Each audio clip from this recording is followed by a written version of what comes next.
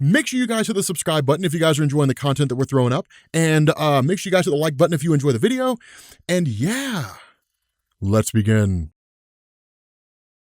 Okay, so with our X-Men playlist that you'll find down in the description, that playlist is designed to teach you everything you need to know about the X-Men, right? So like, if you decide you want to go pick up House and Powers of X, you're not going to be left blinded, right? You're going to be like, okay, I can watch all the videos in this playlist and basically understand everything I need to know. But one of the things that I told you guys is that playlist was going to be growing constantly. We were constantly going to be adding things to it. It's more or less kind of like an X-Men encyclopedia. And so in this video, I want to talk about telepathy. Now, the other benefit to doing this is that not only does it, of course, expand the X-Men encyclopedia, but you can actually use this to basically understand telepathy from anybody else, right? So like Doctor Strange, Scarlet Witch, any other character that exists out there, even the Mind Stone with regards to the Infinity Stones. And we'll talk about that here in a second because that's a really interesting scenario. It actually, it's really more of a cheat code than anything else. But when it comes to telepathy in Marvel Comics, this is really a byproduct of two concepts. The first is the astral plane and the second are thought streams. So for this video, we're going to use the example of Charles Xavier of the X-Men, right? He's probably the most popular telepath that exists in Marvel Comics. We can use Jean Grey too if we wanted to, but Professor X is the leader of the X-Men. Most people know about him, right? And so because of this, let's say, for example, that Professor X is sitting at a restaurant drinking a cup of coffee and he sees a guy on a street corner and he says, I wonder what that guy is thinking. How does that work? How does Charles Xavier go from wondering what that guy's thinking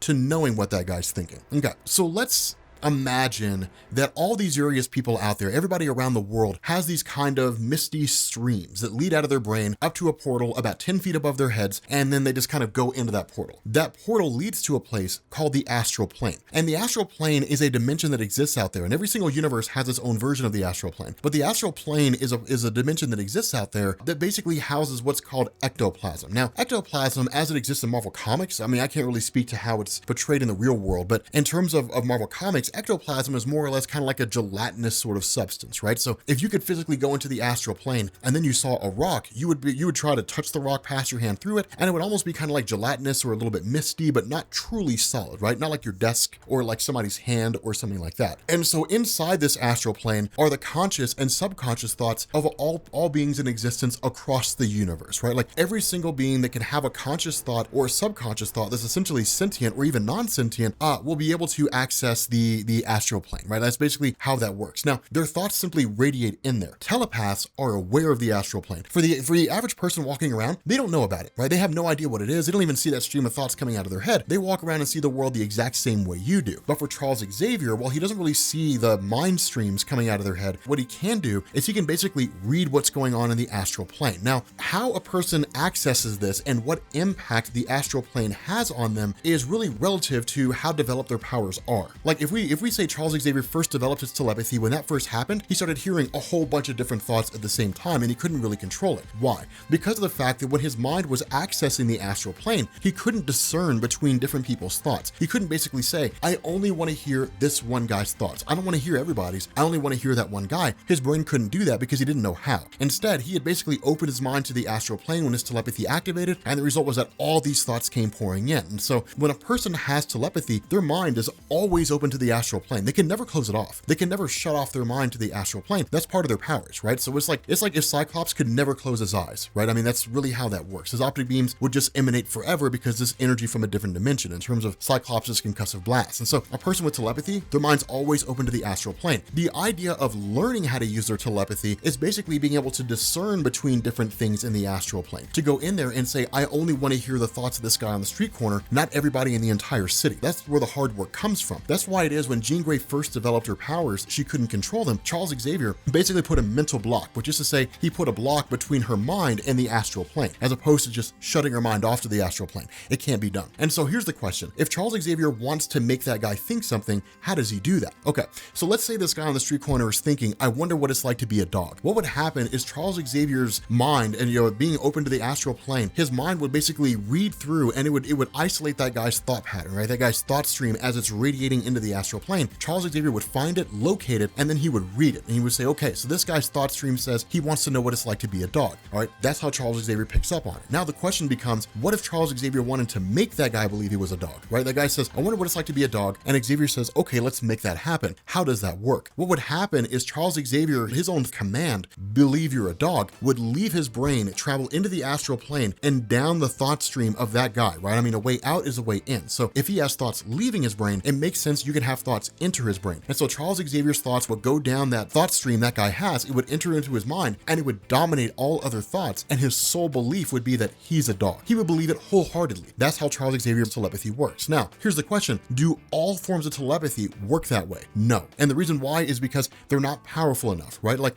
a person who can basically place a thought in the mind of another person has to have telepathy that's powerful enough to override that person's thoughts. And so if Charles Xavier is like, if he's like 3 years out from first discovering his powers, right? So he discovered he was a telepath. 3 years later, he wants to put a thought in the mind of a person. He wouldn't really be able to do that because of the fact that his powers are so new and he's not strong enough. He's basically not able to force that thought into that person's head. Time will come with enough training and enough exercise where he can do it, but at the moment, he wouldn't have been able to do it. And so that's really how that works, right? It's just kind of sitting thoughts down the stream of a person and into their brain and then making them believe a certain thing. Now, here's the next question. What if we're talking about like a city block, right? Like what if Charles Xavier says, this guy wants to know what it's like to be a dog. I wonder what everybody else is thinking. He would say, okay, let's look at this entire city block. And what he would do is the exact same thing, except he would read the thought streams of everybody in the city block. And maybe they're all thinking, I wonder what it's like to be a dog. So he would say, okay, then let's make them all dogs. And the exact same process would happen, except it would be expanded to a city block. All their minds would be dominated by Xavier, and they would all believe that they were dogs. Now, the cool thing about this is that this brings into the question, how do people do things like shield their mind from telepaths? How do people do things like create telepathic illusions? Like, how does all this work? It comes down to those two things, accessing the thought stream of a person through the astral plane and then placing a thought in their head, right? That's really how all that stuff works. That's why telepathy is so powerful, because maybe Charles Xavier does not put a thought in this guy's head that he's a dog. Maybe he puts a thought in this guy's head that everybody else are dogs. And so this guy,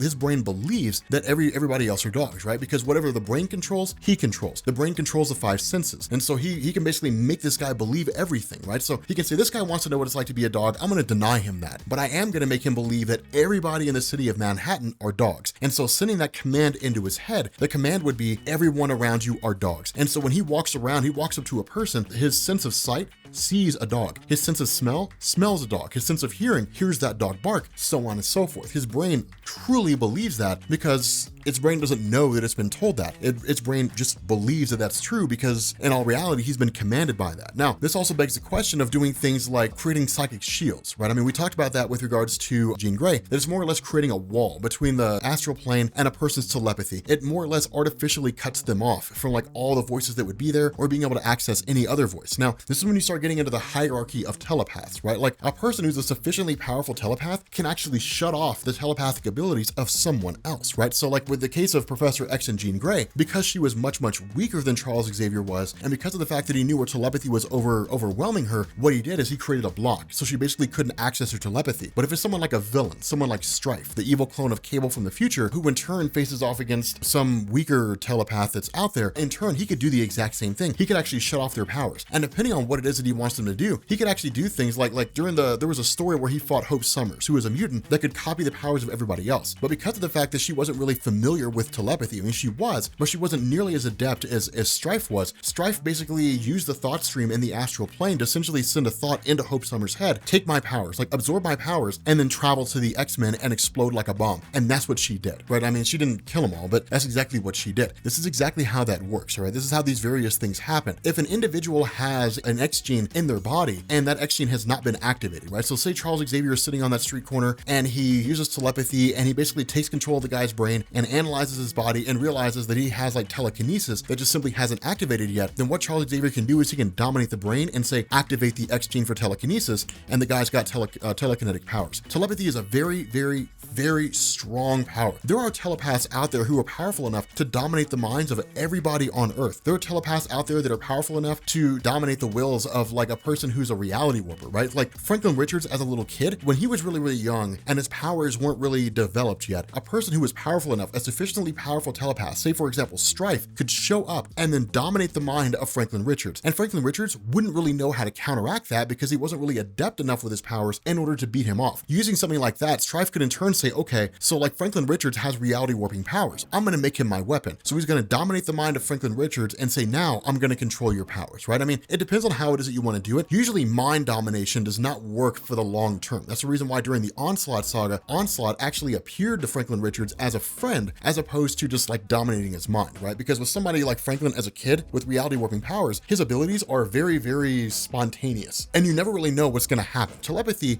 is one of the coolest versions of powers that are out there, and there's a lot of other things that go into it. Like people, for example, who have clairvoyance do have a measure of telepathy. These are individuals that can basically go into the astral plane and then essentially see everything that's going on right now, and then say, okay, like given everything that's happening, what's the most likely outcome? And then actually be able to kind of break the time stream to a degree and be able to see into the future. Now, it's usually pretty murky if the only real way to know the future is to be a time traveler and to actually go there. It's the only real surefire way to know exactly what's going to happen moment by moment in a particular time period. But let's move away from like using powers in the traditional sense, and let's focus on the Mind Stone. Okay, the Mind Stone is more or less like a cheat code when it comes to telepathy, right? Because it allows you to read and dominate the minds of all beings in existence, regardless of what their level of power is, right? So using the Infinity Gauntlet or using the Mind Stone, Thanos could, if he wanted to, he could dominate the minds of all beings in existence, including the cosmic entities. The only being he could not dominate would be the Living Tribunal, right? Because it's beyond the power of the Infinity Gauntlet. A being who is sufficiently beyond the power of the Infinity Gauntlet would not be able to be dominated, right? So like the Marquis of Death or somebody like that whose power transcends into the multiverse, the Molecule Man, Owen Reese, any one of the Beyonders, different characters like that. But using the Mind Stone is a very dangerous thing, and that's why when Thanos got it, he didn't actually use it to dominate the minds of all beings in existence or read the minds of all beings across the universe, because it would be overwhelming, right? I mean, it's like going from 0 to 60 in the smallest amount of time after 0. It would be astronomical. I mean, you'd just be sitting there, you use the Mind Stone, and suddenly you just met with all thoughts from all beings, conscious and subconscious, across the entirety of the universe. It would drive you insane. You go into a catatonic state because your mind wouldn't know how to handle that. You have to work your way up to it. And so that's why it's such a capable thing. Now, because of the fact that the Mind Stone is kind of a cheat code, what it does is basically sort of guide you through, right? So it allows you to automatically kind of discern different thoughts and really sort of like treat you like you were adept, right? I mean, that's kind of how it acts, but that's the difference. Is the Mind Stone, you have to have a mind that's capable of using it, and at the same time have a mind that's capable of discerning thoughts. I mean, it gets kind of murky just because of the fact that there's some contradictory information there. But again, that's more or less how telepathy works. It's really just thought streams emanating from the minds of all beings that can have a conscious or subconscious thought, and then dominating those based on what you want to do. And the expansion, or at least how much of an area of effect you have with your telepathy, is relative to how powerful you are. The more you push your powers, the more your mind has to adapt and basically learn to use that telepathy in a new way. So again, telepathy in Marvel Comics is kind of weird and kind of wonky, but it's a cool concept, and it's really probably, I think, one of the more interesting powers because of all the things that you can do with it. But with that being said, guys, we're going to bring this video to an end. Hopefully you guys are a lot more knowledgeable about how telepathy works. Hopefully you know a lot more. If you guys are new here to Comics Explained, make sure you guys hit the sub button to become part of the Rob Corps. If you guys enjoyed this video, make sure you drop a like. There we go. I forgot my own outro, and I will catch you all later. Peace.